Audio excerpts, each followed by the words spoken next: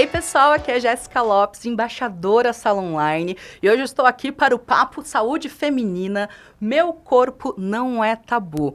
E ó, bate-papo importantíssimo, porque você sabia que quase metade das mulheres não fazem seus exames ginecológicos de rotina? Pois é, e esse número vem diminuindo aí nos últimos anos. Então a gente precisa falar sobre isso com a maior naturalidade possível, sem nenhum tabu. E para isso, para compartilhar esse papo comigo, eu tenho uma convidada muito especial, médica, ginecologista, obstetra, Mariana Prado. Seja muito bem-vinda! Olá, gente. Primeiramente, muito obrigada pelo convite. Estou muito feliz de estar aqui com você, Jéssica. Bom, meu nome é Mariana Prado, para quem não me conhece. Eu sou médica ginecologista e obstetra. E estou muito feliz de compartilhar tanta informação importante, né, nesse mês tão especial. Com certeza. E ó, o bate-papo ele é sério, mas ele vai ser muito gostoso também. Então eu já quero começar aqui te perguntando, na sua percepção quanto médica, né, o quanto as mulheres conhecem, mas também desconhecem o seu próprio corpo? Quando a gente fala de reconhecimento corporal, na ginecologia tudo é muito importante, né? Sempre digo nas consultas para as pacientes que o corpo ele é muito sábio e ele manda sinais. E na ginecologia eu brinco que é papum. Se tiver alguma coisa errada no contexto, pode atrelar ali a uma dificuldade, uma doença, né, ginecológica. Então já vou aproveitar e puxar o gancho. Quais as consequências do desconhecer o próprio corpo? Bom, primeiramente, se a gente não conhece o nosso corpo, não tem como saber quando algo está errado. Exatamente. Né? Como pessoas que não usam hormônio, né, ciclam, o corpo ele dá alguns sinais do que é normal, do que não é normal. Principalmente um assunto que surge bastante é sobre os tipos de corrimento, né? Porque assim, por um tabu, muita gente acha que vagina saudável, por exemplo, é uma vagina seca. E não é o caso. Definitivamente não, né? Eu sempre falo, gente, ó, vagina seca que não tem corrimento é aquela vagina lá do climatério, da transição menopausal, que a gente dá hormônio às vezes para ela não ficar seca assim, né? Então, a gente lida bastante com esse desconhecimento, que eu percebo que vem diminuindo, né? Sim. Porque cada vez que a gente fala mais sobre o assunto... Que a gente propõe conversas como essa, isso, né? Isso, mas as pessoas chegam mais preparadas, né? Sim. Mas ainda assim, a gente vê bastante, assim, reincidência de atendimento, porque a paciente fica achando que aquele corrimento, ele é patológico. E não, ele não é candidíase, não é vaginose, é um aspecto normal, não tem cheiro, a cor tá normal. Né? Então, desconstruir tudo isso. Né? Não, isso que tu falou do uso do hormônio, né? Eu fui uma pessoa que eu usei hormônio por muitos anos. Foram 14 anos da minha vida usando anticoncepcional, que começou, assim, foi receitado lá quando eu ainda era muito jovem, né? Com o propósito de regular a menstruação. Nem sei se hoje ainda segue se fazendo essa prática do uso do anticoncepcional para essa finalidade. E eu fiquei muitos anos fazendo uso. E quando eu parei, eu, de fato, comecei a me redescobrir. Entender o que era, de fato, menstruar. Porque, gente, o nosso corpo, né? Nós, mulheres, a gente é cíclica. Então, entender não só a parte da menstruação ali da TPM, mas entender que o meu corpo, ele muda ao longo de todo o mês. Que vai ter semanas que eu vou estar com mais energia e tem um porquê disso, que eu vou estar mais feliz, mais disposta. Então, ter parado de fazer o uso do hormônio me ajudou muito nesse processo de conhecer o próprio corpo. Mas, claro, que a gente tem mulheres que vão fazer uso de diferentes contraceptivos, só compartilhando aqui um pouquinho da minha vivência e o quanto é necessário a gente olhar, assim, não só para dentro internamente, né, para explorar as questões de autoconhecimento e autoestima, mas olhar o nosso corpo conversando com a gente, né? Não, completamente, né? Eu acho que, assim, na nossa faixa etária, né, eu também me identifico completamente, porque eu fui a pessoa que tomou pílula a vida inteira, desde lá 15, 16 anos, né? Foi a idade que eu comecei achando também. Que o meu ciclo era horrível, que eu tinha muito sangramento, que a cólica era terrível, que não tinha nada positivo naquilo, então eu não precisava viver. Então, passei por muitos anos, assim. Tirei, tem 5, 6 anos, justamente nessa coisa, né? Poxa, eu não sei como eu sou, né? Sem o hormônio. Então, hoje em dia, eu sempre faço esse balanço, assim, com as pessoas do consultório, que é justamente esse convite. O que você acha, assim, de tirar 3 meses, ver como fica? Para conhecer de fato, né, o próprio corpo, como que ele funciona, sem agentes externos. E são jornadas muito especiais, né? E eu tento sempre frisar também que essa coisa de demonizar o hormônio e tudo, também não é o melhor caminho, né? Tem indicações e indicações, tem gente que vai tirar 3 meses e vai falar, pelo amor de Deus. Me dá de volta. Tá terrível, eu preciso voltar, eu virei... E tá tudo certo, e tá né? tudo bem, sabe? Os nossos corpos, eles são muito individuais e eles merecem ser olhados com essa individualidade, né? Exatamente. E, assim, O conversar sobre isso é muito importante, porque existe, né, um grande tabu em cima do corpo feminino, logo, em cima da saúde feminina, da menstruação, e a gente quebra esse tabu conversando. Então, assim, qual é a melhor forma de abordar esse assunto com as nossas amigas, filhas, sobrinhas, enfim, com as meninas ao nosso redor? Pra gente ir quebrando esse tabu de geração em geração. Existe até um termo médico, sabia? Chama educação castradora. Que é justamente essas mulheres que são submetidas à educação zero, né? Sexual Sim. zero, durante a infância e adolescência. Então, eu sempre falo assim, na dúvida e no desconforto de abordar isso em casa, joga a bola pra gente, sabe? Essa consulta pós-primeira menstruação ou pré-primeira menstruação, ela é importante também para isso, né? Até para famílias que não conseguem lidar muito com essa questão de saúde reprodutiva, sexual. Sim. Mas, enfim, nada mais é que explicar a fisiologia, né? Explicar que a menstruação tá normal, explicar... Que isso faz parte do corpo feminino. Do início também da curiosidade, dos estímulos sexuais, né? Então, assim, acho que aí abordando para cada faixa certinha, né? E na dúvida, joga pra gente que a gente que faz você essa é primeira a melhor consulta. pessoa para estar falando sobre isso, né? Então, vamos falar sobre essa primeira consulta, né? Essa primeira ida ao ginecologista. Como, de fato, abordar isso com as nossas meninas, falar dessa importância e convidar, né? De uma forma mais acolhedora para esse primeiro momento. Eu falo que a primeira consulta ela é bem maulinha, né? Expositiva. A gente pega todos os modelinhos de útero, ovário, clitóris, explica cada coisa, cada estrutura, explica como funciona o ciclo, para que ele serve, consegue conversar um pouquinho do que é ovulação, né? O que é período fértil, as oscilações hormonais e, consequentemente, de humor, né? Durante as fases do ciclo menstrual. Então, é bem focada nisso, né? E assim, que seja leve, tranquilo e não traumatizante, né? Quantas pessoas da nossa faixa etária já vêm com esse histórico de odeio no ginecologista? Eu ia te falar isso. Péssimo, então... Eu ia te falar isso, assim, que a minha primeira ida no ginecologista foi aquele momento tenso. E não tenso só a consulta, mas também a dinâmica com a minha mãe, né? De chegar assim e falar, acho que tá na hora de ter essa primeira consulta. Como é que a gente pode tornar isso mais leve? Não só o contato da paciente contigo, mas assim, em casa. Falar assim, mãe, como que a gente pode trazer de uma forma leve e mostrar que isso é normal? Assim, primeiramente, deixar a paciente, que é a filha no caso, né, tranquila, para que ela se sentir confortável, né? Na grande parte das vezes é um trabalho que eu já faço, tipo, pode até começar a consulta às duas, que a mãe acha que explica melhor, né, em caso de patologia, sintomas, sinais, enfim.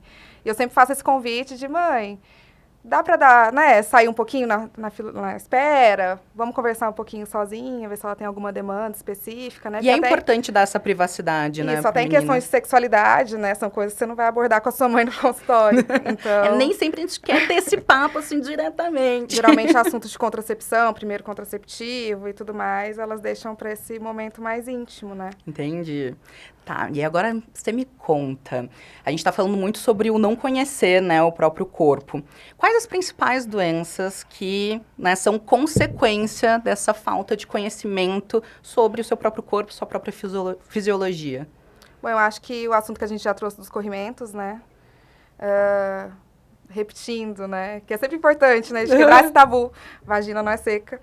Então, assim, 2 corrimentos, que é a leucorreia, que a gente fala, né, são mais prevalentes. Então, a candidíase, de longe, ganha, né? A candidíase é aquele corrimento mais grumoso, que coça, fácil de identificar, né? E o segundo é a vaginose bacteriana, que é um corrimento mais esverdeado, que tem um cheirinho ruim, a gente até fala, um cheiro de peixe podre. Tá sentada, sente, sabe? Esses são os 2 mais prevalentes. E outros sintomas, principalmente atrelados a ciclo menstrual, né? Então, vamos por, aquela coisa, eu sinto muita cólica. E o tanto que a gente normaliza essa cólica, né? Parece que todo ciclo menstrual é normal sofrer, mas até que ponto essa cólica é normal, não é? Até que ponto esse aumento de fluxo é normal, não é? Então, de novo, na primeira pergunta, né? Saber a sua fisiologia, como seu corpo funciona, é prioritário para buscar ajuda. Né? Nem sempre essa cólica intensa no período menstrual é normal, nem sempre esse sangramento intenso é normal. E se existe dúvida do corrimento, ginecologista, né? A gente avalia, conversa. E a gente também só consegue identificar que tá com uma cólica acima do normal, tá com fluxo acima do normal se você se observa, se você conhece o seu próprio ciclo, né? Exatamente. E já que a gente tava falando de corrimento, e corrimento é um grande tabu, né? É isso que tu tá falando. As pessoas acham que a pepeca é seca e não é bem assim. Qual é o corrimento normal? Aquele pra, tipo assim, pra menina saber, não, tá tudo certo, não tem uma bandeira vermelha aqui de alerta.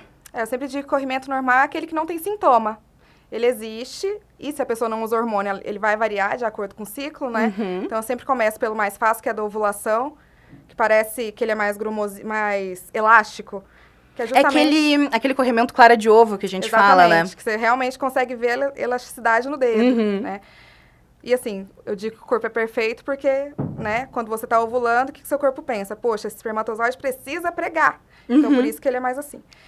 E aí, vamos supor... Eu nunca tinha feito essa... Um corrimento pré-menstrual. O pré-menstrual geralmente vai estar mais seco, porque ele já entendeu, opa, não rolou aqui fecundação. Não teve babies esse mês. Então, vou menstruar. Então, o pré-menstruação costuma ser mais sequinho. E aí, ele vai variar de acordo com o ciclo, né? Então, esse corrimento que não tem fatores associados, principalmente cheiro, coceira, ele tende a ser o fisiológico mesmo. Se você tem o hábito do calendário menstrual, você consegue saber exatamente que fase do ciclo você tá e tudo mais. Assim. E até perceber as variações, né? Porque às vezes o ciclo, sei lá, não é tão regradinho, e aí tu consegue só percebendo, né, as características do seu próprio corrimento e tal, entender, não, acho que minha menstruação vai vir um pouco antes, opa, tô no período fértil. E até o método comportamental, né, de quem não gosta de usar contracepção ou quem deseja engravidar, que a gente mais endossa essa parte do que usar como contracepção, né, métodos comportamentais. Mas a análise do muco cervical é uma percepção de fertilidade, né? Então, dá para usar o muco para saber o seu período fértil, né?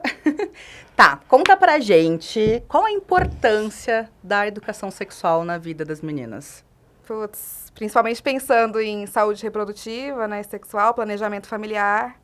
Então, é uma questão de saúde pública, né? Principalmente pensando em quem não tem tanto acesso à informação. Então, abordar essa questão para as meninas jovens, falando também da vacina do HPV, né? Isso tudo é muito importante. Super importante. Principalmente para controle de natalidade, né? Para mãezinhas jovens, evitar todos esses desfechos. Ou comportamento de risco, né?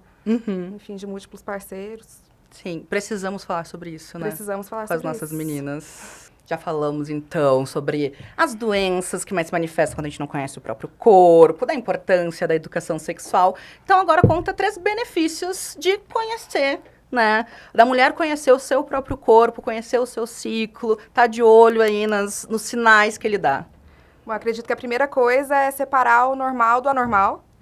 Então, se você se conhece a sua fisiologia, fica fácil saber quando algo não está certo. Segundo, pensando em saúde reprodutiva, né, de planejamento familiar. Então, a gente sabe que aí na contemporaneidade a gente está engravidando mais tarde.